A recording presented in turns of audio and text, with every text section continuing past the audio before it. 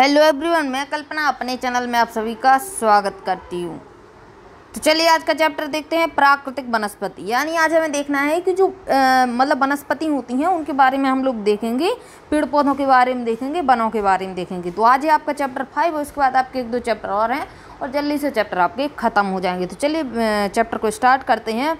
और इससे पहले मैं आपको बता दूं कि अगर आप चैनल पर नए हो, चैनल को अभी तक आपने सब्सक्राइब नहीं किया हो, वीडियो पर पहली बार आए हैं तो चैनल को सब्सक्राइब करके बगल में लगे बेल आइकन को प्रेस कर लीजिएगा ताकि आप तक नोटिफिकेशन पहुंचे सबसे पहले। और देखिए, अगर आपने अभी तक साइंस नहीं देखा है तो 6 से 10 तक का पूरा साइंस मैंने आपको करा दिया है, जाके कर लेना। और इसके अलावा साइंस के अलावा भूगोल भी आपको 6 से 10 तक, आज तो आपका 11 का भी भूगोल 1-2 दिन में ख़त्म हो जाएगा जल्दी से, तो आप लोग कर लेना। और चलिए जल्दी से इसको देखते हैं। तो देखिए, क्या आप कभी पिकनिक के लिए जंगल गए हैं? तो काफ़ी लोग जाते हैं जंगल। अगर आप शहर में रहते हैं तो अवश्य पार्क गए होंगे, और अगर आप गांव में रहते हैं तो आम, अमरूद, नारियल के बगीचों में गए होंगे। आप प्राकृतिक और मानव रोपित वनस्पति में कैसे अंतर कर पाते हैं? एक तो होती है आपकी प्राकृतिक वनस्पति, दूसरी होती है आपकी मानव रोपित, यानी मानव के द्वारा लगाई गई वनस्पति। और प्राकृतिक वनस्पति क्या होती हैं? जो वनस्पति आपकी अपने आप उग आती हैं उसको हम प्राकृतिक कहते हैं, और जो मानव द्वारा लगाया जाता है उसको हम मानव रोपित कहते हैं। जैसे जैसे मान लीजिए गेहूं की खेती करनी है, तो गेहूं अगर हम बोएंगे, ठीक है, तो उसको बोएंगे तभी उसका पौधा निकलेगा और गेहूं होगा आपका, तो उसको हम कहेंगे मानव रोपित, यानी मानव के द्वारा लगाया हुआ। लेकिन गेहूं के साथ क्या होता है, कुछ खरपतवार भी बीच बीच में निकल आते हैं, तो उन खरपतवार जो होते हैं उनको हम हटा देते हैं, और वो जो खरपतवार होते हैं उसको हम बोते नहीं है, वो अपने आप निकल आए, ठीक है, तो उसको हम कहते हैं प्राकृतिक। ठीक, अब चलिए आगे देखते हैं। जो पौधा जंगल में प्राकृतिक परिस्थितियों में फलता फूलता है, वही पेड़ आपके बगीचे में मानव देख रेख में उगाया जा सकता है। देखिए, इनका कहने का क्या मतलब है। मान लीजिए आप जंगल गए, ठीक है, एक अमरूद का पेड़ आपको मिला, जंगल में कोई रहता नहीं है, ठीक है, जंगल में बारिश हुई तो उसमें पानी लग गया आपका, यानी मतलब जो पेड़ पौधा है, जो अमरूद का पेड़ पौधा है जंगल में, वो अमरूद का पेड़ पौधा, आम का पेड़ या मतलब नारियल का, किसी भी चीज़ का है, जंगल में उसकी कोई देख रेख नहीं करता है, वो पानी के जरिए उग आया, बीज के जरिए, ठीक है, और अपना लग गया और उसमें फल भी आ गए, ठीक है, लेकिन मानव का हस्तक्षेप उसमें नहीं है, तो हम उसको क्या कहेंगे? हम उसको कहेंगे प्राकृतिक वनस्पति। ठीक है, क्या करेंगे, क्या बोलेंगे उसको? प्राकृतिक वनस्पति। और वो कैसी परिस्थितियों में आपका फला फूला है, तो वो प्राकृतिक परिस्थितियों में फल फूल के हो गया। लेकिन अगर आप देखें कि बगीचे लगे होते हैं हमारे यहाँ पे, तो वो बगीचे कौन लगाता है? बगीचे में क्या प्राकृतिक फल फूल अपने आप हो जाएंगे? मतलब एक खेत डला हुआ है, बिना बीज डाले या बिना किसी चीज़ के अपने आप बगीचे में पेड़ पौधे नहीं लगते ना। उसमें क्या होता है, आपको प्रॉपर तरीके से बीज बोना पड़ेगा, पानी लगाना पड़ेगा, लाइन में बोना पड़ेगा, और उसके खरपतवार आसपास के हटाने पड़ेंगे। यानी उस पौधे को उगाने में मानव का हस्तक्षेप है, ठीक है, यानी मानव के द्वारा देख रेख करके वो पौधा उगाया गया है, तो हम उसको क्या कहेंगे? मानव रोपित वनस्पति। मेरे ख्याल से अब आपको दोनों में अंतर समझ में आ गया होगा, प्राकृतिक और मानव रोपित। अब आगे देखिएगा, प्राकृतिक वनस्पति से अभिप्राय उसी पौधा समुदाय से है जो लंबे समय तक बिना किसी बाहरी हस्तक्षेप के उगता है। ये जो आपके जैसे झाड़ी वाड़ी वगैरह अपने आसपास लगे हुए देखे होंगे, तो काफ़ी टाइम तक उगे हुए रहते हैं, और ऐसा कुछ नहीं है कि आप उसको जाके पानी आनी देते हैं, कुछ नहीं होता है, अपने आप ही प्रकृति की तरफ से अपने आप उगे रहते हैं। और इनकी विभिन्न प्रजातियाँ वहाँ पाई जाती हैं। विभिन्न प्रजातियाँ वहाँ पाई जाने वाली मिट्टी और जलवायु परिस्थितियों में यथासंभव स्वयं ही ढाल लेती हैं। यानी मतलब ऐसा नहीं है कि कुछ पहाड़ी क्षेत्र के आपके पौधे होते हैं, कुछ आपके समतल मैदानों के पौधे होते हैं, तो जिस प्रकार की ऊंचाई हो, जिस प्रकार का टेम्परेचर हो, जिस प्रकार की परिस्थिति हो, उस प्रकार का पौधा प्रकृति में प्राकृतिक तरीके से अपने आप उगाता है, और वो अपने आप को उसमें ढाल लेता है, ठीक है, अपने आप को स्वयं ढाल लेता है। भारत में विभिन्न प्रकार की वनस्पतियां पाई जाती हैं। प्राकृतिक वनस्पतियां विभिन्न प्रकार की पाई जाती हैं, यानी अपने आप उगाती हैं। जैसे देखिए, अगर हम हिमालय पर्वत की बात करते हैं तो हिमालय पर्वत पर शीतोष्ण कटिबंधीय वनस्पति उगती है। अब एक चीज़ देखना, मैं बार बार आपको चीज़ समझाती हूँ इस चीज़ को, ठीक है। अब देखिए, ये रहा आपका पृथ्वी, ये रहा आपका 0 डिग्री सेंटीग्रेड, ये रहा आपका 23.5 नॉर्थ, और ये रहा आपका 23.5 साउथ, ठीक है। और एक रेखा में इधर पे आपको 66.5 डालती हूँ, नॉर्थ का और ये 66.5 आपका साउथ का। ठीक है, इसका कर लेते हैं हम कलर चेंज। ठीक है, इसका कलर चेंज कर लिया। ठीक है, तो मैंने आपको बार बार बताया है कि ये जो 23.5 से 23.5 के बीच का जो स्थान होता है इसको हम कहते हैं उष्णकटिबंधीय क्षेत्र। तो इसके जो वन होते हैं, ठीक है, तो हम इसको क्या कहेंगे, या इसकी जो हवाएं होती हैं बोलेंगे उष्णकटिबंधीय पवनें, या फिर बोलेंगे उष्णकटिबंधीय वन। ठीक है, उष्णकटिबंधीय बोल देंगे उसको, यानी आपको समझ में आना चाहिए। अगर उसमें उष्णकटिबंधीय लगा हुआ है तो हम उसको क्या कहेंगे, आप समझ जाना कि 23.5 के बीच में है, यानी 23.5 नॉर्थ अक्षांश से लेके 23.5 साउथ अक्षांश के बीच में है। अब इसके बाद अगर आप बात करते हैं तो येलो कलर से इधर पे देखिएगा, येलो कलर से, ग्रीन येलो कलर से इधर पे देखना, ये जो 23.5 से 66.5 के बीच का क्षेत्र होता है वो होता है आपका शीतोष्ण कटिबंधीय। ठीक है, क्या होता है, शीतोष्ण कटिबंधीय। अब आप एक चीज देखना इधर पे, ठीक है, इसका पिंक कलर, तो हमारा जो भारत है आपको पता है कि 23.5 नॉर्थ की कर्क रेखा, जो कर्क रेखा है हमारे भारत की क्या करती है, कर्क रेखा हमारे भारत के 20 से लगभग गुजर जाती है। यानी जो हमारा भारत है कर्क रेखा 20 से गुजर रही है, तो जो भारत का नीचे वाला हिस्सा यानी जो साउथ का हिस्सा है तो उष्णकटिबंधीय क्षेत्र में आ गया। लेकिन जो ऊपर वाला हिस्सा है, यानी अगर आप नॉर्थ वाले हिस्से की अगर भारत की बात करते हैं तो वो शीतोष्णकटिबंधीय में आ गया। तो मेरे ख्याल से अब आपको समझ में आ गया होगा कि हिमालय पर्वत जो आपका है वो आपका शीतोष्ण कटिबंधीय वनस्पति क्यों बोला है। इधर पे देखिए, इधर पे आपका मैप दिया होगा, 1 मिनट के लिए देखना। इधर पे जो आपकी 23.5 इधर पे डली हुई है, तो जो आपका ऊपर वाला क्षेत्र है ये आपका शीतोष्ण कटिबंधीय क्षेत्र है, और जो नीचे वाला क्षेत्र है इसको हम उष्ण कटिबंधीय क्षेत्र कहते हैं। और आपको पता है कि आपका जो हिमालय है हमारा कहाँ से कहाँ फैला हुआ है, ये फैला हुआ है हमारा हिमालय। ठीक है, तो अगर हमारा हिमालय अगर यहाँ पे है, ठीक है, और 23.5 कर्क के नॉर्थ में है, तो हम इसको आराम से शीतोष्ण कह देंगे। क्यों? क्योंकि ये 23.5 नॉर्थ से 66.5 नॉर्थ के बीच में है, तो हम इसको क्या कहेंगे, शीतोष्ण। तो बस अब आपको समझ में आ गया होगा कि जब इसका क्षेत्र शीतोष्ण है तो इसमें होने वाली वनस्पति भी शीतोष्ण हम बोल सकते हैं। तो हिमालय पर्वतों पर शीतोष्ण कटिबंधीय वनस्पति उगती है। पश्चिमी घाट तथा अंडमान और निकोबार द्वीप समूह में उष्णकटिबंधीय वर्षा वन वाले पाए जाते हैं। तो देखिए पश्चिमी घाट देखिए, अगर आप बात करते हैं पश्चिमी घाट की, तो अगर इस प्रकार से हम इंडिया बनाते हैं तो पश्चिमी घाट आपको यहाँ मिलता है और आपकी कर्क रेखा यहाँ से निकलती है। तो ये जो नीचे वाला क्षेत्र है कैसा रहेगा आपका, ठीक है, तो ये आपका कैसा हो जाएगा, उष्णकटिबंधीय हो जाएगा। क्या हो जाएगा, उष्णकटिबंधीय। तो ये आपको पश्चिमी घाट उष्णकटिबंधीय में आ जाएगा। और अंडमान निकोबार अगर आप इसमें थोड़ा इसके नीचे जाएंगे ना, इधर पे आपका है ना, तो इधर पे आपके क्या है, अंडमान निकोबार के द्वीप समूह है, तो ये भी आपका उष्णकटिबंधीय क्षेत्र में है। तो हम क्या कहेंगे, इसको भी उष्णकटिबंधीय कहेंगे। तो देखिए पश्चिमी घाट तथा अंडमान और निकोबार समूह में उष्णकटिबंधीय वर्षा वन पाए जाते हैं। ठीक है, तो चलिए आगे देखते हैं। डेल्टा क्षेत्रों में उष्णकटिबंधीय वन मिलेंगे आपको, वह मैंग्रोव वन मिलेंगे। मैंग्रोव वन हम आगे देखेंगे, आपको समझ में आ जाएगा कि मैंग्रोव वन क्या होते हैं। तथा राजस्थान के मरुस्थलीय और अर्ध मरुस्थलीय क्षेत्रों में विभिन्न प्रकार की झाड़ियाँ जैसे कि आपका कैक्टस, कांटेदार वनस्पतियाँ पाई जाती हैं। आप एक चीज़ आप लोग इधर पे देखना कि देखिए इधर पे कि कोई भी अगर जो आपकी वनस्पति है, अगर टेम्परेचर एक जैसा है, हर वनस्पति आपकी हर टेम्परेचर में रह नहीं पाएगी, अपने आप को ढाल नहीं पाएगी, उग नहीं पाएगी। ठीक है, यानी मान लीजिए सेब है, तो अगर आप मई जून में सेब को लगा देते हैं और आप यूपी एमपी के मैदान में मई जून में अगर सेब उगाएंगे तो उधर पे गर्मी का मौसम रहता है, तो क्या गर्मी के मौसम में सेब उगेगा? नहीं उगता ना। तो हर वनस्पति हर जगह नहीं उगेगी। ठीक है, तो वनस्पति भी आपकी मरुस्थल की अलग होगी, सर्दियों के मौसम की अलग होती है, गर्मियों के मौसम की अलग होती है। ठीक है, पेड़ पौधों का भी उसी के हिसाब से सिस्टम रहता है। तो वही चीज़ इन्होंने बताया हुआ है कि कुछ वन तो हमने देखे उष्णकटिबंधीय है, कुछ देख लिए हमने शीतोष्णकटिबंधीय है। अब कुछ हम कैसे देख रहे हैं, मरुस्थलीय और अर्ध मरुस्थलीय क्षेत्रों में विभिन्न प्रकार की झाड़ियाँ पाई जाती हैं। आपको मरुस्थलीय यानी आपको राजस्थान में मिलेंगे मरुस्थलीय क्षेत्र। ठीक है, अर्ध मरुस्थलीय भी आपको वहीं मिलती है क्षेत्र। इसके बाद देखिए कि वहाँ पे आपको मिलेंगे कैसे, जो आपको उधर पेड़ पौधे मिलेंगे वो मिलेंगे आपको झाड़ियों टाइप के, झाड़ियों टाइप के, यानी देखिए कांटेदार मिलेंगे। ठीक है, कैक्टस आपका कांटेदार ही होता है, तो कैक्टस आपको मिल जाता है राजस्थान में। ठीक है, कहाँ पे, जहाँ पे मरुस्थल क्षेत्र है। ठीक है, जैसे थार का मरुस्थल बोल सकते हैं आप लोग। मिट्टी और जलवायु में भिन्नता के कारण भारत में वनस्पति में क्षेत्रीय भिन्नता पाई जाती है। तो देखिए क्या होता है कि मिट्टी और जलवायु, मिट्टी हर जगह की एक जैसी नहीं रहती। अभी हम मिट्टी आगे पढ़ेंगे, लाल, पीली, काली, लेटेराइट, ठीक है, इस प्रकार की अलग अलग मिट्टी हमें देखने को मिलेगी, 6-7 प्रकार की। तो जब अलग अलग मिट्टी होती है उसमें ये भी मिलेगा कि कौन सी मिट्टी किस फसल के लिए अच्छी उपजाऊ होती है, वो भी हमें देखने को मिलेगा। तो देखिए कि जो मिट्टी होती है उसमें अलग अलग प्रकार की आपकी क्या होंगी, वनस्पति होगी, ठीक है। जलवायु, कहीं पे बारिश ज़्यादा हो रही है, कहीं पे बारिश कम हो रही है, कहीं पे टेम्परेचर ज़्यादा पड़ रहा है, कहीं पे टेम्परेचर कम पड़ रहा है, कहीं पे आपकी 12 महीने बारिश हो रही है, कहीं पे आपका पानी जो है 12 महीने मिल रहा है, कहीं पे पानी भी जो है आपका 2-3 महीने मिलता है, कहीं पे बिल्कुल भी नहीं मिलता है साल भर में। जैसे अगर आप मरुस्थल की बात करें बहुत कम मिलेगा।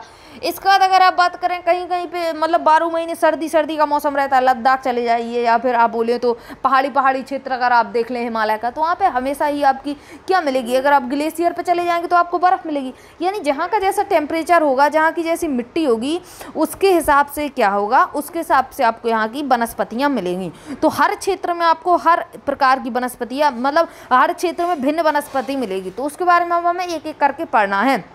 तो अब एक एक वनस्पति के बारे में हम लोग पढ़ेंगे। तो देखिए किस प्रकार से इन्होंने इसको क्लासिफिकेशन किया हुआ है, यानी इसका किस प्रकार से बंटवारा किया हुआ है। प्रमुख वनस्पति प्रकार तथा जलवायु परिस्थिति के आधार पर, किस किस के आधार पर, एक तो इन्होंने वनस्पति का प्रकार देखा और दूसरे ने जलवायु की परिस्थितियाँ देखी, ठीक है। तो इन दोनों चीज़ों को आधार लेकर भारतीय वनों को निम्न प्रकार से बांटा गया है। कौन कौन से वन लिए, तो देखिए पहला तो उन्होंने लिया उष्णकटिबंधीय सदाबहार वन एवं अर्ध सदाबहार वन। अब सदाबहार का मतलब होता है सदाबहार, यानी सदा ही खिलने वाला, यानी सदा ही हरा भरा रहने वाला, तो उसको हम क्या कहेंगे, सदाबहार। यानी वो वाले वन जो आपके हमेशा ही हरे रहते हों, और हरे वन आपको हमेशा कहाँ मिलेंगे, जहाँ पे बहुत ज़्यादा बारिश होती हो वहाँ पे ही तो आपको हमेशा हरे वन मिलेंगे, ठीक है। तो उसको हम कहते हैं सदाबहार वन। तो अभी क्षेत्र में किस में मिलेंगे आपको, जहाँ पे ज़्यादा गर्मी रहेगी वहीं पे आपको हमेशा ही सदाबहार वन मिलेंगे, क्योंकि जहाँ ज़्यादा गर्मी रहेगी वहीं पे ज़्यादा वाष्पीकरण होगा, वहीं पे ज़्यादा वाष्पीकरण होने की वजह से वहीं पे ज़्यादा बारिश होगी, ठीक। तो अब आपको कहाँ मिलेगा ऐसा वाला क्षेत्र, आपको कहाँ मिलेगा, तो इस प्रकार का क्षेत्र आपको एक तो मिल जाएगा। देखिए इधर पे अब हम आगे चर्चा करेंगे। चलिए इसको पहले इसका टाइप देख लेते हैं, आगे चर्चा। जहाँ गर्मी, जहाँ तक सूरज की किरणें सीधी, वहाँ पे हमें सदाबहार वन देखने को मिलेंगे। चलिए इसको आगे देखते हैं। इसका सेकंड पार्ट देखिए, उष्णकटिबंधीय पर्णपाती वन। अभी हमने उष्णकटिबंधीय में क्या देखा कि वन जो है सदाबहार थे। अब हमने दूसरी बात जो देखी उष्णकटिबंधीय क्षेत्र में, पता है आपको उष्णकटिबंधीय क्षेत्र कौन सा होता है, 23.5 नॉर्थ से लेके 23.5 साउथ का क्षेत्र आपका उष्णकटिबंधीय क्षेत्र कंसीडर किया जाता है। तो एक तो हमने देख लिया सदाबहार। अब हम दूसरी बात देखेंगे कि उष्णकटिबंधीय में पर्णपाती वन, ठीक है। अब हम देखेंगे उष्णकटिबंधीय में पर्णपाती वन। पर्णपाती मतलब नाम से ही समझ में आ रहा होगा कि जो वन अपने या जो पेड़ पौधे अपने पत्ते झाड़ देते हैं उसको हम पर्णपाती कह देते हैं, बिना पत्तों का, ठीक है। तो मतलब इनका ऐसा नहीं होता है कि हमेशा ही पत्ते इसमें ना रहें, एक समय होता है पत्ते उग आते हैं और पत्ते चले जाते हैं, उसको हम आगे देखेंगे। चलिए इसको अब तीसरा पॉइंट देखिए, उष्णकटिबंधीय कांटेदार वन। अब कुछ उष्णकटिबंधीय का क्षेत्र है जहाँ पर कांटेदार वन मिलेंगे। क्यों मिलेंगे कांटेदार, क्योंकि वहाँ बारिश कम होती होगी। चलिए अब आगे देखिए, पर्वतीय वन। पर्वतीय वन आपको कहाँ मिलेंगे, हिमालय में मिल जाएंगे, ठीक है, पश्चिमी घाट में मिल जाएंगे, यानी जहाँ जहाँ ऊंची पहाड़ियाँ मिलेंगी वहाँ पे आपको पर्वतीय वन मिलेंगे। यानी पहाड़ियाँ ऊंची यानी पर्वत, और पर्वत यानी यहाँ पे जो पेड़ पौधे उनको हम पर्वतीय वन कह देंगे। अब देखिए क्या है, बेलांचली व अनूप वन। अब इसको चलिए एक एक करके देखते हैं। 5 वन मैंने आपको बताए हैं, इन लोगों ने 5 को ही क्या किया है, 5 भागों में इसको जो है वर्गीकरण किया होगा। अब फर्स्ट देखिए, फर्स्ट में क्या था, फर्स्ट में मैंने बताया था आपको उष्णकटिबंधीय सदाबहार एवं अर्ध सदाबहार वन। पहली बात तो आपको शब्द समझना है, सदाबहार। सदाबहार मतलब होता है हमेशा हरा भरा रहने वाला, हमेशा ही जो इंसान खुश रहता है उसको भी हम सदाबहार कह देते हैं, ठीक है। तो अब देखिए सदाबहार वन यानी जो वन हमेशा ही हरे भरे रहते हैं। उष्णकटिबंधीय यानी 23.5 नॉर्थ से 23.5 साउथ के बीच हैं। और जो हमारा भारत है तो आपको पता है कि कर्क रेखा बीच से गुजरती है, तो जिसका साउथ वाला पार्ट है, कौन सा, साउथ वाला पार्ट, तो आपका वो वाला पार्ट जो आएगा किस में आएगा, तो उष्णकटिबंधीय में आ जाएगा। यानी जो साउथ वाला पार्ट है उसको अब हम देखेंगे। सदाबहार वन आप देखिए, आपको साउथ में सदाबहार वन कहाँ कहाँ मिलेंगे, तो सदाबहार वन साउथ में जहाँ जहाँ मिलेंगे वो आपका पार्ट है जहाँ जहाँ पे बारिश होगी। बारिश कहाँ पे होगी आपको पता होना चाहिए। मानसून कहाँ पे हिट करता है, तो पश्चिमी घाट पर मानसून हिट करता है सबसे पहले, तो पश्चिमी घाट पर ही सबसे ज़्यादा बारिश कराता है। और 1-2 बार मैंने आपको बताया हुआ है कि जो हमारे इंडिया का बायोडाइवर्सिटी का हॉटस्पॉट यानी कौन सा है, तो पश्चिमी घाट ही है। यानी पश्चिमी घाट में वैज्ञानिकों को आए दिन तो नई आपकी जंतु की प्रजाति मिलती है और आए दिन नई आपकी वनस्पति की प्रजाति मिलती है। तो हम उसको कहते हैं बायोडाइवर्सिटी का हॉटस्पॉट, किसको, पश्चिमी घाट को। तो चलिए क्यों, क्योंकि देखिए उधर पे क्या होती है, बारिश भी बहुत ज़्यादा होती है, ठीक है, मानसून की वजह से। और दूसरी बात क्या होती है, और समुद्र भी वहाँ से लगा हुआ है, तो उससे भी उसमें अच्छी खासी आपको बारिश उसमें हो जाती है पश्चिमी घाट में, ठीक है। तो और तीसरी बात यह है कि वहाँ पर ग्लेशियर नहीं जम पाते हैं, इतना ऊंचाई नहीं है उसमें को उधर पर ग्लेशियर जमे, जैसे कि आपका हिमालय यहाँ पर ग्लेशियर जम जाते हैं। चलिए अब एक एक को देखते हैं। ये वन पश्चिमी घाट की पश्चिमी ढाल पर मिलेंगे। पश्चिमी ढाल पर क्यों मिलेंगे, इस प्रकार से अगर है तो आपको पता है, मैंने आपको पढ़ाया है कि पश्चिमी घाट जो है आपका यहाँ पे तो हिट करेगा मानसून। और हवाएं जो होती हैं ऊंचाई पर जैसे ही जाती हैं, और जैसे ही हवाएं ऊंचाई पर जाती हैं और ऊंचाई पर जाने से हो जाती हैं हवाएं ठंडी, और ठंडी होने के कारण हो जाती हैं भारी होने के कारण वो ज़्यादा देर तक ऊपर नहीं रह सकती, ऊंचाई पर नहीं रह सकती, जिसके कारण भारी होने के कारण बूंदों के रूप में परिवर्तित हो जाता है जो आपका जलवाष्प होता है, तो वो क्या करता है, बारिश करा देता है। अब पश्चिम घाट में कितना चढ़ेगा, ठीक है, जो मानसून है वो कितना, हवाएं जो है, पवन जो है कितनी चढ़ पाएगी ऊपर तक, चढ़ती जाएगी, एकदम से ठंडी होगी, बारिश करा देगी। यानी कुछ ही पवन होती है जो आपकी इस साइड आ पाती है और इस साइड ही बारिश करा देती है, ठीक है। तो इसकी जो पश्चिमी ढलान होती है ये वाली, इसमें ज़्यादा बारिश होती है। तो वही बता रखा है कि पश्चिमी ढाल पर ही हम लोग देखेंगे। ये वन जो है आपके पश्चिमी घाट की पश्चिमी ढाल पर उत्तर पूर्वी क्षेत्र की पहाड़ियों पर, तो जैसे कि आपको पता है कि जैसे अगर आप मेघालय की बात करते हैं, ठीक है, चेरापूंजी की बात करते हैं, मौसिनराम की बात करते हैं, तो मेघालय में आपको पता है चेरापूंजी मौसिनराम मिलता है। तो जो मौसिनराम है आपको पता है कि जो मौसिनराम है वो कैसा है, दुनिया का सबसे ज़्यादा बारिश वाला क्षेत्र है, ठीक है। और वहाँ पे भी आपकी बहुत सारी पहाड़ियाँ हैं, ठीक है। उत्तर पूर्व में जो आपकी पहाड़ियाँ हैं, जो आपके सेवन सिस्टर असम और असम त्रिपुरा वगैरह आपके मेघालय, ठीक है। तो ये जो आपके मेघालय त्रिपुरा असम वगैरह जो आपके अरुणाचल प्रदेश जो आपके राज्य पाए जाते हैं, यहाँ पे बहुत सारी पहाड़ियाँ पाई जाती हैं, और यहाँ पे जो आपकी बारिश होती है वो भी आपकी अच्छी खासी होती है। और जब यहाँ पे बारिश अच्छी खासी होती है तो यहाँ पे भी आपको क्या देखने को मिलेगा, यहाँ पे बहुत ज़्यादा बारिश मिलेगी देखने को। बहुत ज़्यादा बारिश देखने की वजह से क्या होगा, बहुत ज़्यादा वनस्पति देखने को मिलेगी। अब बहुत ज़्यादा वनस्पति देखने को मिलेगी तो उसी के बारे में तो हम लोग पढ़ रहे हैं। बहुत ज़्यादा बारिश होगी तो क्या होगी, वहाँ के वन कैसे होंगे, सदाबहार वन होंगे, यानी कभी ना पत्ते झाड़ने वाले वन होंगे, ठीक है। अब ऐसा नहीं होता कि कोई भी पेड़ कभी पत्ता नहीं झड़े, ऐसा नहीं होता है। उसमें क्या होता है कि कुछ पौधे पत्ते झाड़ देते हैं और कुछ हरे भरे बने रहते हैं, तो उससे हमें पता नहीं चलता कि इसमें पत्ते क्या हैं। एक समय पर कुछ पेड़ जो हैं पत्ते झड़ते हैं और दूसरे समय पर कुछ पत्ते पेड़ झड़ते हैं। तो अगर हम दूर से वन को देखते हैं तो हमें वन कैसा लगता है, हमेशा ही हरा भरा, 12 महीने हरा भरा दिखाई देता है। तो ये कौन कौन से जो आपके सदाबहार वन है उष्णकटिबंधीय क्षेत्र के कहाँ कहाँ मिलेंगे इंडिया में एक तो आपको पश्चिमी घाट की पश्चिमी ढलान पर मिलेंगे। याद रखना पूर्वी ढलान पर आपको नहीं मिलेंगे, क्योंकि पूर्वी ढलान पर हवाएं नहीं पहुंच पाती हैं, जिसके कारण उस साइड बारिश कम होती है। दूसरी बात देखिए उत्तर पूर्व क्षेत्र की पहाड़ियों में मिलेंगे आपको। अब तीसरी बात क्या है कि जो हमारा लौटता हुआ मानसून होता है वो तो तमिलनाडु पे तो हिट करता है, लेकिन आपको पता होना चाहिए कि जो आपका द्वीप समूह है अंडमान निकोबार, इसमें भी हिट करता है, यानी बहुत अच्छी बारिश कराता है। तो यहाँ पे बहुत अच्छी बारिश होती है आपकी, तो यहाँ पे भी आपको सदाबहार वन देखने को मिलते हैं। अब देखिए क्या है, ये उन उष्ण और आर्द्र प्रदेशों में पाए जाते हैं। एक तो उष्ण होगा प्रदेश, यानी गर्म तो होगा प्रदेश, और दूसरी बात गर्म होगा तो बाष्प बनेगा तो बारिश होगी तो मतलब आर्द्रता रहेगी उसमें। आर्द्रता क्या होती है, आर्द्रता मतलब जो आपका वायुमंडल है, वायुमंडल में जल वाष्प की मात्रा को तो हम आर्द्रता कहते हैं, जल वाष्प की मात्रा को हम आर्द्रता कहते हैं, ठीक है। और जब वहाँ पे उष्ण यानी सूखा रहेगा, सूखा नहीं यानी मतलब धूप सीधी पड़ेगी, तो वहाँ पे जल वाष्प ज़्यादा रहेगा, और जल वाष्प ज़्यादा रहेगा तो बारिश भी होगी। तो वही बता रखा है कि क्षेत्र ऐसे होते हैं आपके जहाँ सदाबहार वन पाए जाते हैं। एक तो उष्ण क्षेत्र होगा आपका, क्योंकि उष्ण क्षेत्र पर ही आपकी सूर्य की किरणें सीधी पड़ती हैं, और जब उष्ण क्षेत्र पर सूर्य की किरणें सीधी पड़ेगी तो टेम्परेचर ज़्यादा रहेगा, ठीक है, तो आर्द्रता भी ज़्यादा रहेगी, ठीक है। इतनी बात हो गई। अब आगे देखिए, जहाँ वार्षिक वर्षा कितनी होती है, 200 सेंटीमीटर से अधिक। जहाँ वार्षिक वर्षा 200 सेंटीमीटर से अधिक हो वहीं पर हमें सदाबहार वन देखने को मिलेंगे।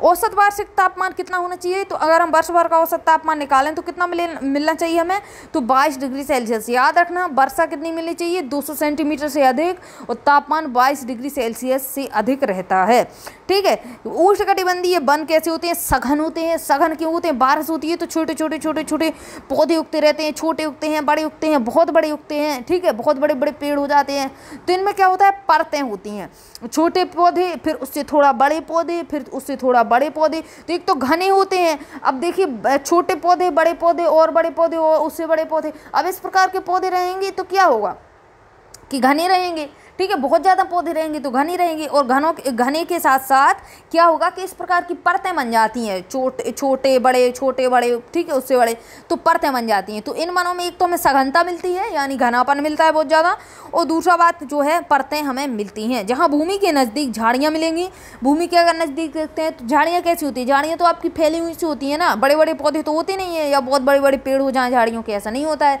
झाड़ियाँ फैली हुई होती हैं धरती पे, ठीक है। और बेलें क्या करती हैं, दूसरों के सहारे, दूसरे पेड़ के सहारे फैली होती हैं, या फिर क्या होता है कि जमीन पर ही नीचे फैल जाती हैं। जैसे अगर आपने लौकी कद्दू की बेल देखी हो, ठीक है, तो वो क्या करती है, पूरी जो है पृथ्वी के नीचे ही, मतलब वहाँ पे ज़मीन के सहारे ही फैल जाती है, ठीक है। तो कुछ आपकी ज़मीन के सहारे ही फैलती हैं और कुछ दूसरों का सहारा लेके ऊपर की साइड चढ़ती हैं। तो बेलें और झाड़ियाँ क्या मिलेंगी आपको, बिल्कुल भूमि के नज़दीक मिल जाएंगी। इनके बाद ऊपर छोटे कद वाले पेड़ मिलेंगे, यानी इससे थोड़ा बड़े पेड़ मिलेंगे झाड़ियों से, फिर इससे क्या होगा, फिर उससे और बड़े पेड़ मिलेंगे, ठीक है। ये पेड़ इतने ऊंचाई के, फिर इससे और ज़्यादा ऊंचाई के पेड़, फिर और ज़्यादा ऊंचाई के पेड़, और ज़्यादा ऊंचाई के पेड़। अगर आप इधर से अब खड़े होकर देखते हैं तो आपको ये पूरा हरा भरा दिखाई देगा। अब चलिए इसमें थोड़ा आगे देखिए। इन वनों में वृक्षों की लंबाई 60 मीटर या इससे भी अधिक हो सकती है। कितनी, 60 मीटर तो हो ही सकती है, हो सकता है इससे भी अधिक हो जाए, क्योंकि इन पेड़ों के पत्ते झड़ने, फूल आने और फल लगने का समय अलग अलग होता है। ये जो पेड़ हैं, जैसे इन लोगों ने बताया कि पहले झाड़ियाँ, फिर उससे बड़े, फिर उससे बड़े, ठीक है। तो ये जो झाड़ियाँ और उससे बड़े इस प्रकार के अगर आपके पेड़ हैं ना, जैसे देखिए मैं इधर पे बना दूँ, एक पेड़, दो पेड़, तीन पेड़, तो ये सब पेड़ एक समय पर नहीं झड़ते हैं।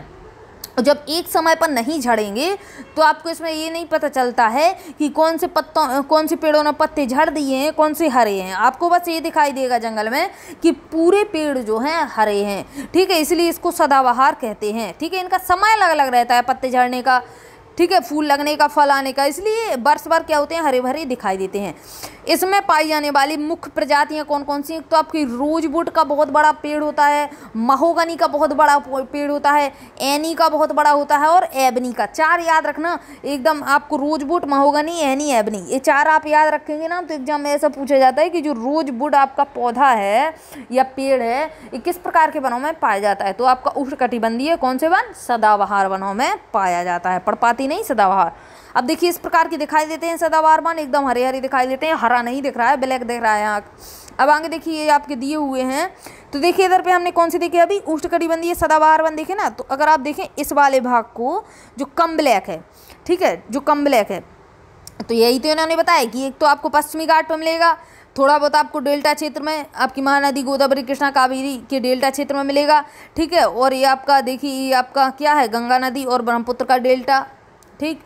और ये आपकी जो पहाड़ियाँ हैं इधर पे मिलेगा, ठीक, तो यहाँ पे मिल जाएगा। और ये जो आपका अरुणाचल प्रदेश वाला क्षेत्र है, ये आपका कैसा है, ये आपका हिमालय पर्वत का क्षेत्र है यानी पहाड़ी क्षेत्र है। तो यहाँ पे आपको वन देखने को नहीं मिलेंगे, लेकिन यहाँ पे बारिश ज़्यादा होती है, इसलिए आपको सदाबहार वन इस वाले उत्तर पूर्वी क्षेत्र में देखने को मिल जाएंगे। अब चलिए हम थोड़ा आगे देखेंगे। तो सेकंड पार्ट जो आपका है, अब देखिए अर्ध सदाबहार वन। अभी तो हमने देखा सदाबहार वन, अब हम देखेंगे अर्ध सदाबहार वन। अर्ध सदाबहार वन से क्या मतलब है, उससे थोड़ा कम सदाबहार रहे होंगे। अर्ध सदाबहार वन इन्हीं क्षेत्रों में पाए जाते हैं अपेक्षाकृत कम वर्षा वाले, यानी यहाँ पे क्या हो रहा था, 200 सेंटीमीटर से अधिक बरसात हो रही थी। इसी क्षेत्र में जहाँ पे थोड़ा कम बरसात होती हो वहीं पे आपको मिलेंगे अर्ध सदाबहार वन। अर्ध सदाबहार यानी आधे सदाबहार। ये वन सदाबहार और आर्द्र पर्णपाती वन के मिश्रित रूप है, यानी एक तो सदाबहार मिलेंगे, वो दूसरे क्या मिलेंगे कि कुछ एक ही वन में आपको सदाबहार भी मिल जाएगा, उसी वन में आपको पर्णपाती यानी पत्ते झड़ने वाले पौधे भी मिल जाएंगे। तो मिश्रित रूप हो जाएगा, तो हम इसको मतलब पूरी तरीके से हरे नहीं दिखाई देंगे, और पूरी तरीके से हरे ना दिखाई देने की वजह से हम इसको अर्ध सदाबहार वन कह सकते हैं, ठीक है। इनमें मुख्य वृक्ष कौन कौन से, तो आपका साइडर है, ठीक है, होलक है और केल है, याद रखना नाम, साइडर, होलक, केल। अब चलिए देखिए आगे।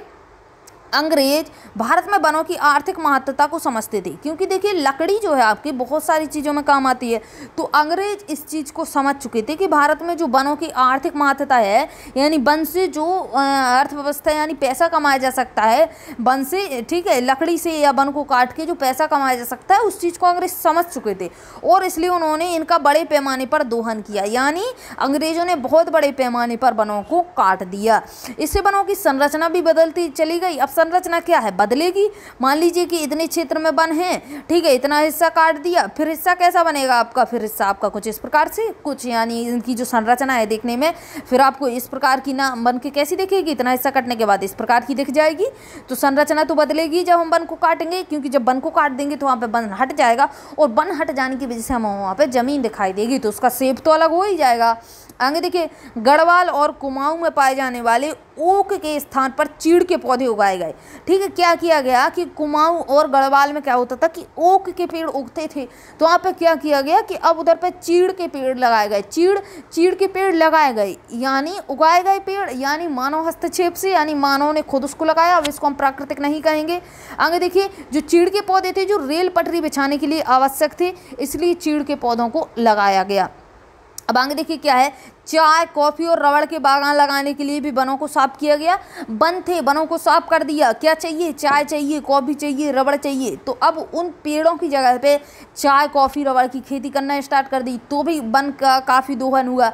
लकड़ी ऊष्मारोधक होती है, इसलिए अंग्रेज़ों ने इसका प्रयोग इमारत निर्माण में भी भरपूर मात्रा में किया।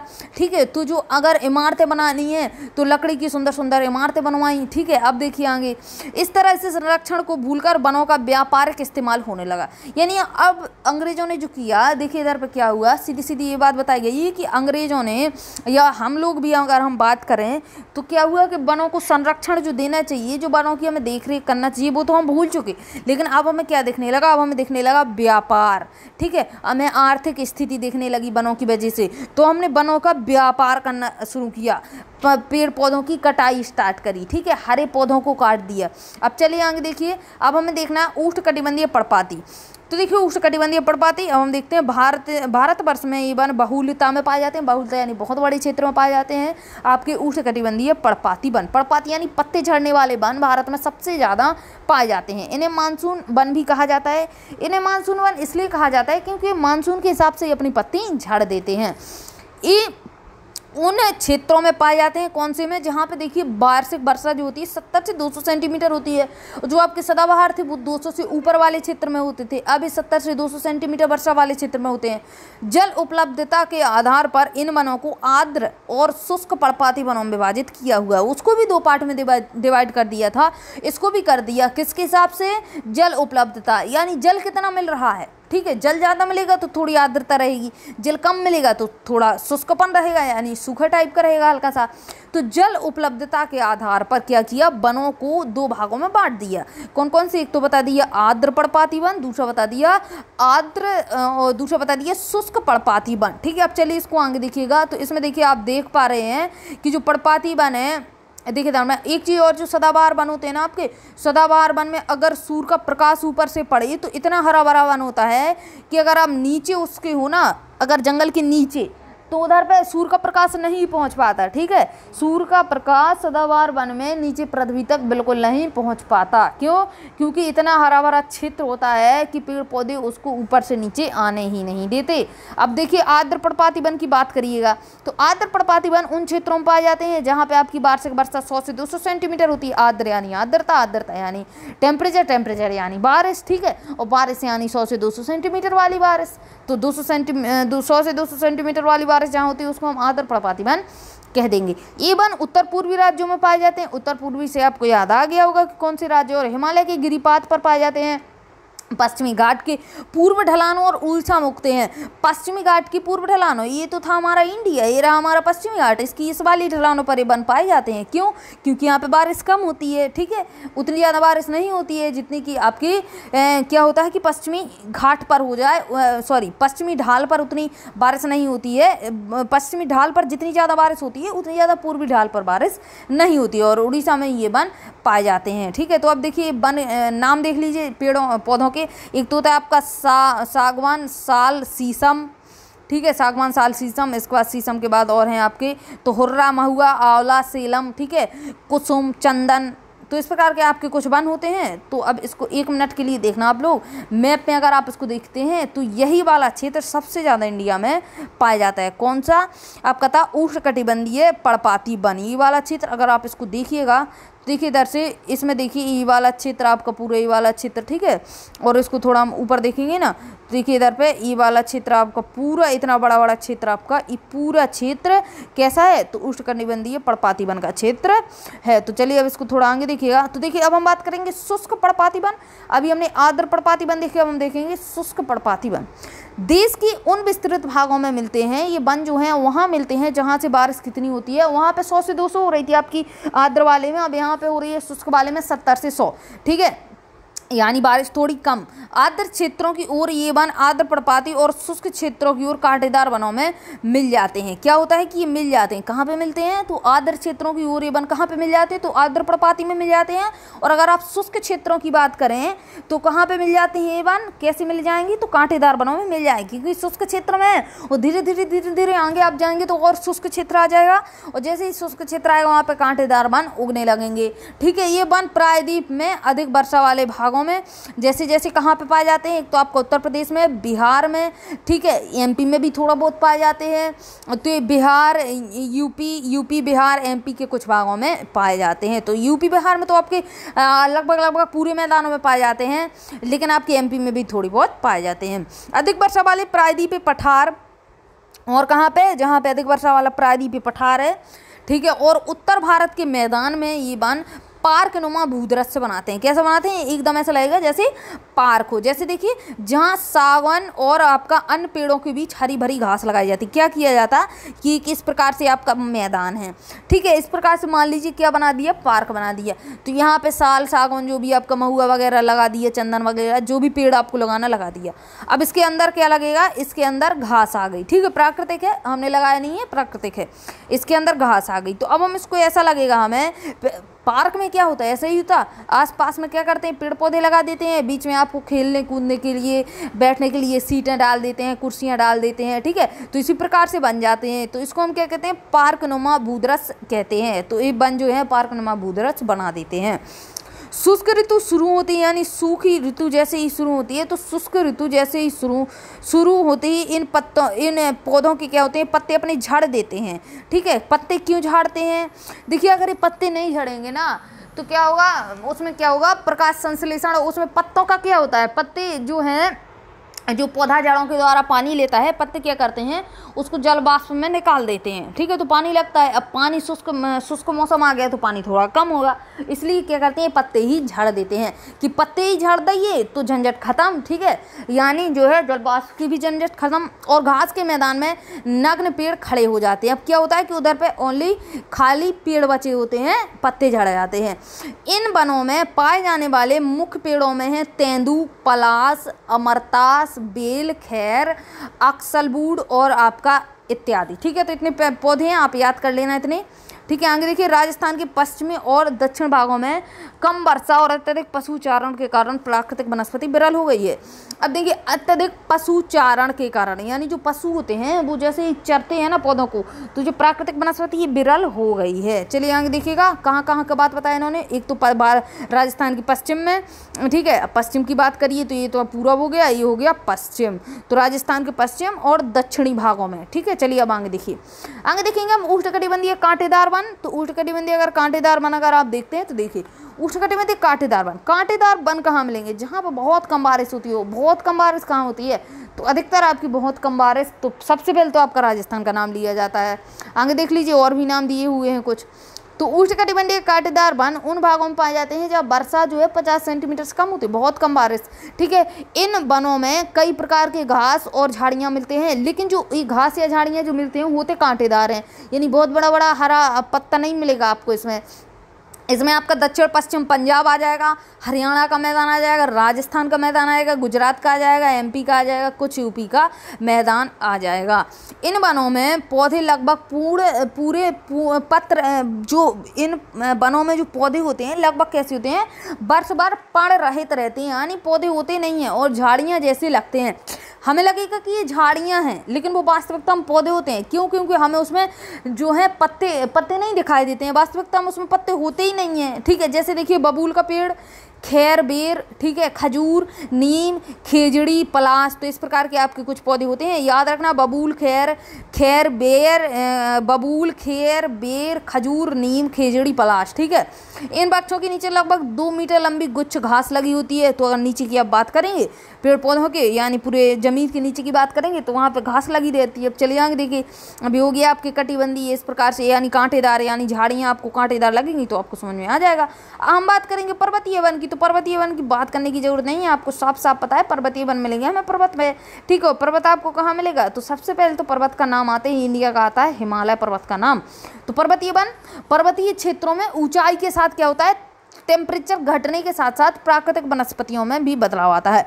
अब आप एक चीज़ समझना, मान लीजिए पृथ्वी हो गई ये 0 डिग्री, और जैसे जैसे हम अक्षांश को बढ़ाते हैं, हमने क्या किया, अक्षांश को बढ़ाना स्टार्ट किया, हमने ऊपर जाना स्टार्ट किया। अब जैसे जैसे हम अक्षांश को बढ़ाते हैं सूर्य की किरणें तिरछी पड़ेंगी, और जब जैसे जैसे सूर्य की किरणें तिरछी पड़ रही हैं तो आपको पता है कि सूर्य की किरणें तिरछी पड़ने के कारण टेम्परेचर कम होने लगेगा, टेम्परेचर कम होने लगेगा, ठीक है। और वही हालत क्या होती है कि क्षोभमंडल में आप ऊंचाई पर जाते हैं, क्षोभमंडल में जैसे ही आप ऊंचाई पर जाते हैं तो वही हालत वहाँ पे होती है कि टेम्परेचर कम होने लगता है। यानी अगर आप देखें तो लगभग स्थितियाँ एक जैसी हो जाएंगी, ठीक है। तो अभी तो हमें बात करना है किसकी, अभी हमें बात करना है, क्या करना है, जैसे अगर आप बात करते हैं यूपी के मैदानों की, ठीक है, यूपी के मैदान की, वहीं पे आप बात कर लें हिमालय पर्वत की, ठीक है। तो देखिए हिमालय पर्वत पे क्या है, यूपी का मैदान और हिमालय पर्वत। अब यूपी के मैदान में क्षोभमंडल में जैसे ही ऊपर की साइड जाएंगे तो क्या होगा, आपको ठंडक महसूस होगी, ठीक है। और अगर आप हिमालय की ऊंचाई पर चढ़ते जाएंगे, ऊंचाई पर चढ़ते जाएंगे तब भी आपको ठंडक महसूस होगी।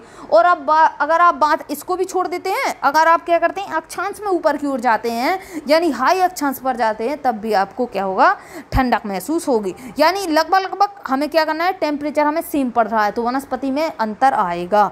वनस्पति में अंतर इस प्रकार से आएगा कि चाहे तो आप हिमालय पर्वत की ऊंचाई की वनस्पति देख लें और चाहे आप अक्षांश की ऊंचाई की वनस्पति देख लें, एक ही स्थिति बनेगी। मेरे ख्याल से आपको समझ में आ गया होगा। पर्वतीय क्षेत्रों में ऊंचाई के साथ तापमान घटने के साथ साथ प्राकृतिक वनस्पति में भी बदलाव आता है। क्यों आता है, क्योंकि जो टेम्परेचर है वो नीचे गिर जाता है, यानी ठंडा हो जाता है। अब ठंडी मौसम में वनस्पति आपकी गर्मियों के मौसम वाली तो हो नहीं जाएगी ना, तो उसमें भी वनस्पति क्या होगी, वनस्पति में जो है बदलाव देखने को मिल जाएगा। इन जो वनों को है 2 भागों में बांट दिया। किन किन भागों में, एक तो आपको उत्तरी पर्वतीय वन बोल दिए, उत्तरी पर्वतीय वन, और दूसरा बोल दिए दक्षिणी पर्वतीय वन। यानी एक तो आपका उत्तर पर्वतीय वन, उत्तरीय पर्वतीय वन यानी आपका हिमालय पर्वत। दक्षिण पर्वत की बात करें तो दक्षिण में जो आपकी पहाड़ियाँ हैं, आप बात करते हैं तो दक्षिण में आपको पहाड़ियाँ, ठीक है। तो पूर्वी घाट पश्चिमी घाट आपको मिल जाती है, तो वहाँ पर भी तो आपकी पहाड़ियाँ हैं ऊँची ऊँची, उसमें भी तो अगर आप ऊँचाई पर जाते हैं तो आपको टेम्परेचर गिरता हुआ लगेगा, यानी टेम्परेचर गिरता हुआ मिलेगा, और टेम्परेचर गिरता हुआ मिलेगा ठंडक, ठंडक से मतलब वनस्पति चेंज, ठीक है। ऊंचाई बढ़ने के साथ हिमालय पर्वत श्रृंखला में उष्णकटिबंधीय वनों में टुंड्रा में पाई जाने वाली प्राकृतिक वनस्पति पाई जाती है। यहाँ पे क्या होता है कि ऊंचाई बढ़ने के साथ जैसे हम हिमालय की ऊंचाई पर जाते हैं तो हमें जो वनस्पति है वो दूसरे टाइप की मिलेगी, यानी उष्णकटिबंधीय वनों से टुंड्रा में पाई जाने वाली प्राकृतिक वनस्पति हमें मिल जाएगी। हिमालय की गिरिपथ पर पर्णपाती वन पाए जाते हैं, ठीक है। इसके बाद क्या होता है, 1000 से 2000 मीटर की ऊंचाई पर जैसे ही हिमालय पर्वत की ऊंचाई पर चलते हैं और 1 से 2 किलोमीटर तक चल जाते हैं तो क्या होता है, अब हमें ठंडक महसूस होगी, यानी अब हमें टेम्परेचर गिरता हुआ लगेगा, वास्तव में गिर जाता है। तो वहाँ पे क्या होगा, वहाँ पे अगर आप इसको बोलें तो आर्द्र शीतोष्ण कटिबंधीय क्षेत्र इसको बोल सकते हैं। वैसे भी आपका जो हिमालय पर्वत है किस वाले भाग में है, तो 23.5 नॉर्थ से 66.5 नॉर्थ के बीच में है, तो हम इसको आराम से क्या बोल सकते हैं, शीतोष्ण क्षेत्र बोल सकते हैं। तो वैसे भी वो शीतोष्ण क्षेत्र का हिस्सा है आपका। अब चलिए आगे देखते हैं, उत्तर पूर्व भारत की उच्चतर पहाड़ियाँ जो हैं, अब उत्तर पूर्व भारत की अगर आप पहाड़ियों की बात करते हैं तो ऊंची ऊंची पहाड़ियाँ हैं, ठीक है, उच्चतर पहाड़ी श्रृंखलाएं, और पश्चिम बंगाल और उत्तरांचल के पहाड़ी इलाकों में चौड़े पत्तों वाली ओक तथा चेस्टनट जैसे सदाबहार वन पाए जाते हैं। तो यहाँ पर कैसा होता है, सदाबहार में वन मिल जाते हैं। इस क्षेत्र में 1500 से आपका 1750 मीटर की ऊंचाई पर व्यापारिक महत्व वाले चीड़ के पौधे मिल जाते हैं। चीड़ का भी हमने देखा था कि चीड़ का पौधा बहुत ज़्यादा व्यापारिक महत्व से बहुत ज़्यादा इंपॉर्टेंट होता है। तो अगर आप 1500 से 1750 की ऊंचाई पर जाते हैं हिमालय पर्वत पर तो आपको चीड़ के पौधे में देखने को मिलेंगे।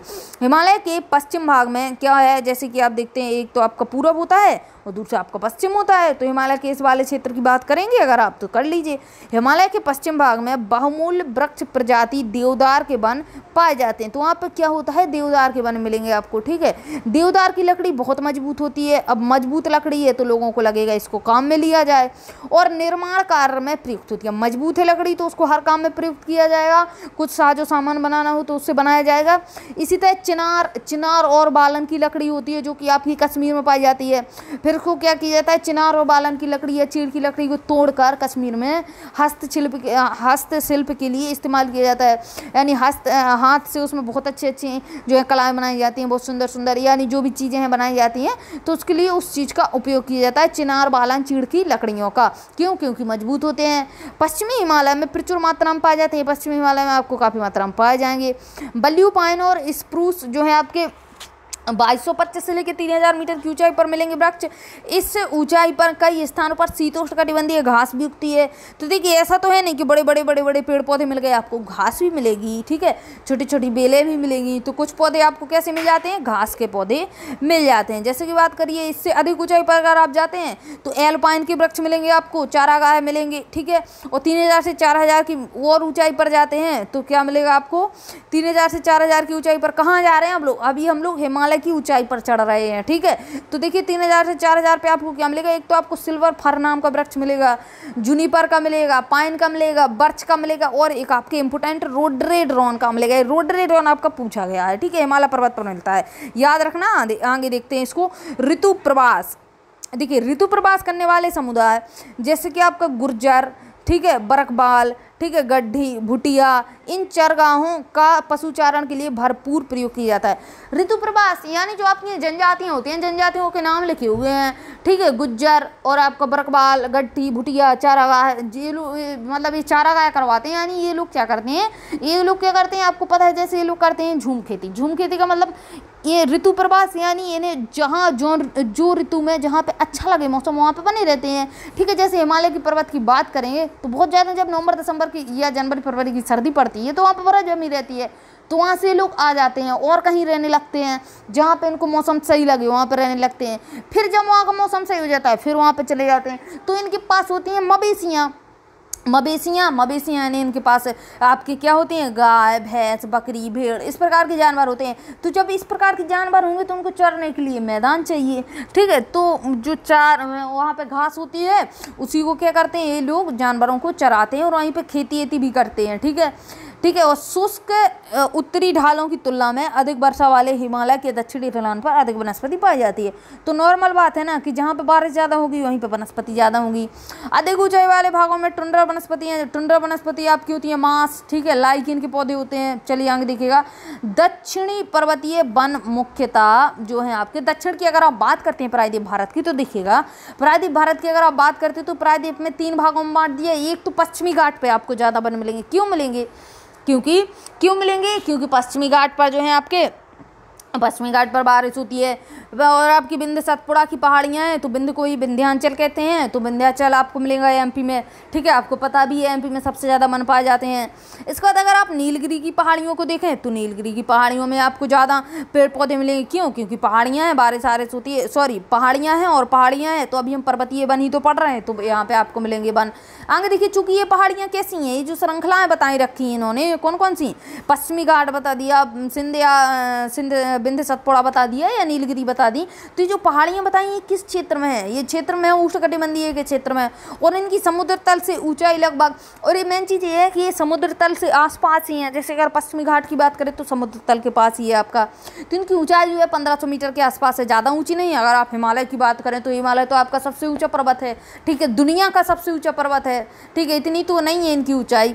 आगे देखिए कितनी है, समुद्र तल से 1500 मीटर, इसलिए यहाँ ऊँचाई वाले क्षेत्र में शीतोष्णकटिबंधीय और निचले क्षेत्रों में उपोष्णकटिबंधीय। अब इस कंसेप्ट को समझना कि जैसे ही आप ऊपर जाते हैं, ऊपर जाने से क्या होता है, टेम्परेचर नीचे गिरता है। तो अगर ऊपर जाने से टेम्परेचर नीचे गिरता है तो शीतोष्ण में भी तो आपका टेम्परेचर हल्का सा कम रहता है। तो एक जैसी स्थिति बन गई ना, चाहे तो आप क्या करें, क्षोभ मंडल में ऊपर चले जाएं, चाहे तो आप लेटीट्यूड के हिसाब से ऊपर चले जाएं, एक ही बात हो गई। तो उसको हम शीतोष्णकटिबंधीय कह देंगे। और इसके निचले क्षेत्र में क्या है कि उपोष्ण क्षेत्र है, तो उपोष्णकटिबंधीय तो आपको वन मिलेंगे ही। जैसे बात करेंगे तो हम केरल की बात करेंगे, तमिलनाडु की बात करेंगे, यानी केरल तमिलनाडु में जो पहाड़ियाँ मिलती हैं। अगर आप बात करें कर्नाटक की तो कर्नाटक की बात कर सकते हैं। पश्चिम घाट की बात करिए तो पश्चिमी घाट में इस तरह की वनस्पतियाँ विशेषकर पाई जाती हैं, क्योंकि पश्चिमी घाट में सबसे ज़्यादा बारिश होती है। नीलगिरी की पहाड़ियाँ अन्नामलाई और पालनी हिल्स आपकी मिलती हैं, ठीक है। यहाँ पे शीतोष्णकटिबंधीय वनों को क्या बोला जाता है, तो सोलास के नाम से जाना जाता है। किसको, शीतोष्णकटिबंधीय वन को। जैसे यानी हम इन पहाड़ियों की ऊंचाई पर जाएंगे तो हमें मिलेंगे शीतोष्णकटिबंधीय वन। तो इस उन पहाड़ियों को वहाँ के जो लोग हैं आसपास के, वो शीतोष्णकटिबंधीय के जो वन हैं उनको कहते हैं सोलास। क्या कहते हैं, सोलास। अब देखिए इन वनों में पाए जाने वाले जो वृक्ष हैं कौन कौन से हैं, जो आपके मगनोलिया, ठीक है, लेरेन, सिनकोना और बेटल का आर्थिक महत्व है। आर्थिक यानी अर्थव्यवस्था में महत्व, यानी इससे ये व्यापार भी करते हैं, ठीक है। आगे देखिए ये वन सतपुड़ा और मैकाल श्रेणियों में भी पाए जाते हैं। तो बिंद सतपुड़ा का, बिंद में तो देखा हमने सतपुड़ा, ठीक है, मैकाल की पहाड़ियों भी मिल जाएंगे। अब आगे देखिए बेलांचली व अनूप वन। तो देखिए अनूप वन को देख लेते हैं, फिर हम एक बार इसको मैप को देखेंगे, ठीक है। बेलांचली व अनूप वन, तो भारत में विभिन्न प्रकार के आर्द्र व अनूप आवास पाए जाते हैं। आर्द्रता आपको समझ में आ गई होगी कि जैसे कि आपका वायुमंडल है, तो वायुमंडल में जो आपका जल वाष्प पाया जाता है, तो जल वाष्प की जो मात्रा होती है उसको ही हम आर्द्रता कहते हैं, ठीक है। और अनूप आवास पाए जाते हैं। इसके 70% भाग पर चावल की खेती की जाती है। तो ये जो वन पाए जाते हैं इनको काट काट के अब क्या करने लगे, उधर पर चावल की खेती करने लगे, क्योंकि ये कैसे होते हैं, आर्द्र होते हैं, और आर्द्र होने के कारण बारिश भी होती होगी। और धान की खेती करने के लिए क्या होता है, धान की खेती करने के लिए पानी अच्छा चाहिए होता है, ठीक है। तो जब आर्द्रता रहेगी, आर्द्रता होने के कारण इसके 70% भाग पर चावल की खेती करना स्टार्ट कर दिया है। भारत में लगभग 39 लाख हेक्टेयर भूमि आर्द्र है, यानी आप बोलें तो 39 लाख हेक्टेयर भूमि आर्द्र है यहाँ पे भारत में, ठीक है। उड़ीसा में चिल्का झील, उड़ीसा में आपको चिल्का मिलेगी। भरतपुर में आपका केवलादेव, ठीक है, केवलादेव रणथंभौर सरिस्का डेजर्ट धर्रा, आपकी केवलादेव रणथंभौर सरिस्का डेजर्ट धर्रा राष्ट्रीय पार्क, जो आप कितने मैंने नाम बताए ना, अलग अलग लिखना है इनको, केवलादेव, फिर देखना रणथंभौर, फिर लिखना सरिस्का, फिर डेजर्ट, फिर धर्रा है, ठीक है। तो इस प्रकार के जो आपके राष्ट्रीय पार्क हैं यानी नेशनल पार्क हैं, सारे आपके राजस्थान में पाए जाते हैं। तो उड़ीसा में चिल्का और भरतपुर में केवलादेव राष्ट्रीय पार्क अंतर्राष्ट्रीय महत्व की आर्द्र भूमि में कंसीडर की हुई है। देखिए क्या है कि हमारी अंतर्राष्ट्रीय संस्था है, ठीक है, अंतर्राष्ट्रीय नहीं, इंटरनेशनल संस्था है। वो क्या करती है, वो देखती है कि दुनिया में कहाँ कहाँ पे आर्द्र भूमियां हैं। तो बता रखा है कि जो हमारी उड़ीसा की चिल्का है और भरतपुर में जो केवलादेव है, इन दोनों को क्या किया हुआ है, इन दोनों को आर्द्र भूमि में कंसीडर किया हुआ है, ठीक है। फिलहाल में तो आपका सुंदरवन डेल्टा भी कंसीडर किया हुआ है, इन बहुत सारे क्षेत्र हैं। आप थोड़ा इसको आगे देखेंगे तो क्या होता है कि जो वो आपकी संस्था है उसको हम कहते हैं रामसर अधिवेशन, ठीक है। रामसर आपकी जगह का नाम है। अब मुझे याद नहीं कि कौन से देश का जगह है रामसर, लेकिन जहाँ पे समझौता हुआ था उस जगह का नाम है रामसर, ठीक है, जहाँ पे आपकी मीटिंग बिठाई गई थी। तो समझौता नहीं बोलेंगे इसको, ठीक है, जहाँ पे मीटिंग बिठाई गई थी उसका नाम है रामसर। तो अब इसको नाम दिया कि रामसर अधिवेशन, ठीक है, यानी ये जो संस्था है आपकी रामसर अधिवेशन। तो एग्जाम में पूछता है कि जो रामसर अधिवेशन है किसके लिए है, तो किसके लिए है, तो ये आर्द्र भूमि के लिए है। अंतर्गत रक्षित जल कुक्कुट आवास है, यानी जल कुक्कुट यानी जहाँ पे आर्द्र भूमि हो।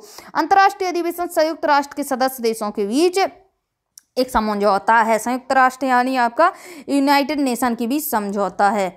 आगे देखिएगा, इसमें हमारे देश की आर्द्र भूमि को 8 वर्गों में बांटा गया है। तो हमारे देश में जो आर्द्र भूमि है किस किस को बोला गया है, देखना। 1 नंबर पे तो बोल दिया आपका दक्षिण में दक्कन पठार के जलाशय, यानी दक्कन में जो दक्षिण पठार है, दक्कन का पठार तो आपको पता है, ठीक है, दक्षिण में, और वहाँ पे जो जलाशय है उसको क्या बोल दिया,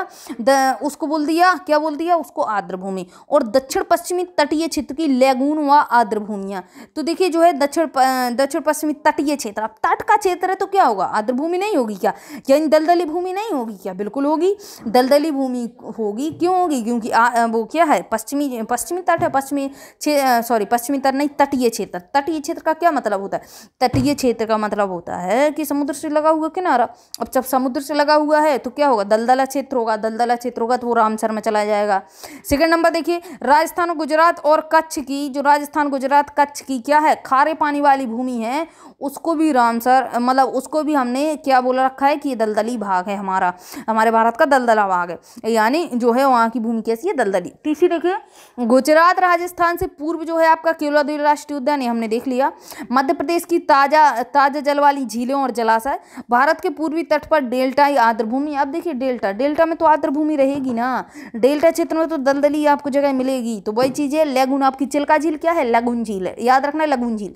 लगून झील क्या होता है, लगून झील में आपका खारा पानी होता है, ठीक है। जैसे क्या होता है कि जैसे आपका समुद्र का किनारा है, ठीक है, समुद्र के किनारे समुद्र का पानी एक झील में आपका आ जाए और वो दोनों अलग अलग डिवाइड हो जाए। मान लीजिए ये रही झील, ये रहा समुद्र, ठीक है, और एक इधर पे स्थल आ गया और इससे दोनों अलग हो गए, लेकिन इसमें जो पानी है वो समुद्र का ही है, तो हम इसको क्या कहेंगे, लगून झील कहेंगे, ठीक है, लगून या लगून।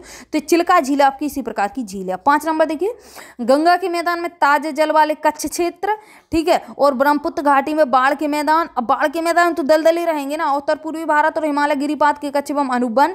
अब उत्तर पूर्व भारत में बारिश होती रहती है तो वहाँ पे भी आपको दलदली जमीन मिलेगी। आगे देखिए, कश्मीर के गिरिपात, यानी कश्मीर में जब नदियाँ नीचे गिरती हैं तो वहाँ पे भी आपको दलदली क्षेत्र मिलेगा।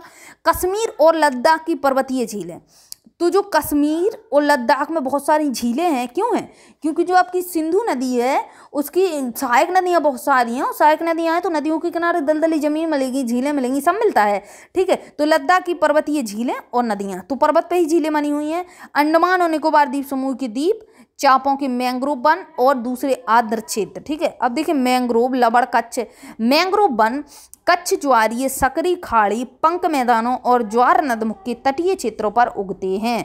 तो आपके जो मैंग्रोव वन होते हैं ना, तो मैंग्रोव वन क्या होता है, जहाँ खारे पानी में वन उगे उसको ही तो हम मैंग्रोव वन कहते हैं। जैसे कि आपका सुंदरवन, ठीक है, तो सुंदरवन आपका कैसा है, समुद्र से लगा हुआ है, और समुद्र से लगा होने के कारण वहाँ पे क्या होता है, वहाँ पे क्या होता है कि समुद्र का पानी आ जाता है, समुद्र का पानी खारा होता है, ठीक है। वहाँ पे जो वनस्पति उगती है उसको फिर हम क्या कहेंगे, मैंग्रोव वनस्पति कहते हैं। तो वही चीज़ है, वही चीज़ बताई हुई है कि मैंग्रोव, लवण, कच्छ और ज्वारीय, ठीक है, ज्वार भाटा में क्या होता है, पानी समुद्र का ऊपर उठता है, नीचे गिरता है, ऊपर उठता है, नीचे गिरता है। तो पानी क्या होता है, जब ऊपर उठता है और जब वो नीचे गिरता है वापस, तो क्या होता है, थोड़ा जमीन पर चला जाता है, तो वहाँ पर जमीन दलदली हो जाती है। तो वही तो आपका ज्वारीय, सकरी खाड़ी हो जाएगी। पंक मैदान, पंक मीन्स दलदली, ठीक है, और ज्वार नदबुक, तो ज्वार नदबुक आपका ज्वार भाटा से ही है। और तटीय क्षेत्र, तट के क्षेत्र हैं तो वहाँ पे तो दलदली जमीन ही होगी। इसमें बहुत से लवण से ना प्रभावित होने वाले पेड़ पौधे उगते हैं, यानी मतलब बहुत से ऐसे होते हैं कि जिससे लवण यानी जो नमक होता है उससे उनमें फर्क नहीं पड़ता है। बंधे जलवा, ज्वारीय प्रवाह की सकरी खाड़ियों के आड़े तिरछे वन विभिन्न किस्म के पक्षियों को आश्रय देते हैं। तो अब बन रहेंगे तो पक्षी रहेंगे, ठीक है, बन रहेंगे तो जीव जंतु रहेंगे, तो नॉर्मल बात है, कौन सी बड़ी बात है कि उसको आश्रय दे देंगे। आगे देखिए, भारत में मैंग्रोव वनस्पति जो है आपकी, तो मैंग्रोव वनस्पति आपकी देखिए कहाँ कहाँ पाई जाती है और कितनी में है। तो भारत में मैंग्रोव वनस्पति जो है 6700 वर्ग किलोमीटर क्षेत्र में फैले हैं। और जो है विश्व में मैंग्रोव वन का कितना है, विश्व में जो पूरे विश्व में मैंग्रोव वन पाए जाते हैं, जो हमारे इंडिया में पाए जाते हैं, ठीक है, तो उसका कितना है, 7% है। ये अंडमान निकोबार द्वीप समूह पश्चिम बंगाल के सुंदरवन डेल्टा में पाए जाते हैं, ठीक है। सुंदरवन डेल्टा जो है आपका पश्चिम बंगाल में तो है, लेकिन ये बांग्लादेश में बहुत ज़्यादा फैला हुआ, पश्चिम बंगाल से ज़्यादा है बांग्लादेश में, ठीक है, इस चीज़ को याद रखना। तो एक तो जो आपके मैंग्रोव बने अंडमान निकोबार में, क्योंकि अंडमान निकोबार आपका द्वीप समूह है और द्वीप है तो उसके किनारे किनारे पानी समुद्र का रहा ही है, ठीक है। और पश्चिम बंगाल आपका समुद्र के किनारे है, जिससे क्या होता है, समुद्र का पानी उसमें आ जाता है सुंदरवन के डेल्टा में, ठीक है। तो जो आपके सुंदरवन का डेल्टा, ठीक है, और इधर पे क्या है, मैंग्रोव वन पाए जाते हैं, अत्यधिक विकसित है, यानी ज़्यादा यहीं पे पाए जाते हैं। इसके अलावा आपके महानदी के डेल्टा में भी पाए जाते हैं, गोदावरी की और कृष्णा, इन डेल्टाई भागों में पाए जाते हैं, ठीक है। डेल्टाई भागों से क्या मतलब होता है, डेल्टाई भाग यानी किनारे का भाग से क्या होता है कि समुद्र का पानी उसमें मिल जाता है, ठीक है। इन वनों में बढ़ते अतिक्रमण के कारण इनका संरक्षण आवश्यक है, यानी व्यक्तियों ने क्या किया, इसको भी काटना स्टार्ट कर दिया। अब सरकार ने सोचा कि इसका संरक्षण किया जाए, और संरक्षण करने के लिए बहुत सारे उपाय मतलब सोचे गए। अब आगे देखिए, मैंग्रोव वन दिखाए गए हैं। मैंग्रोव वन, भारत में वनावरण, अब वनावरण देखेंगे हम कल इसको पूरा समाप्त कर देंगे, ज़्यादा कुछ खास है नहीं, मात्र इसको पढ़ना है थोड़ा थोड़ा। चलिए इसको कल समाप्त करेंगे। और अगर आप चैनल पर नए हैं तो चैनल को सब्सक्राइब कर लीजिएगा, वीडियो को लाइक कर दीजिएगा। और देखिए अगर आपको कोई चीज़ नहीं आती है तो आपको क्या करना है, इंस्टा या फेसबुक पर मुझे फॉलो कर लेना।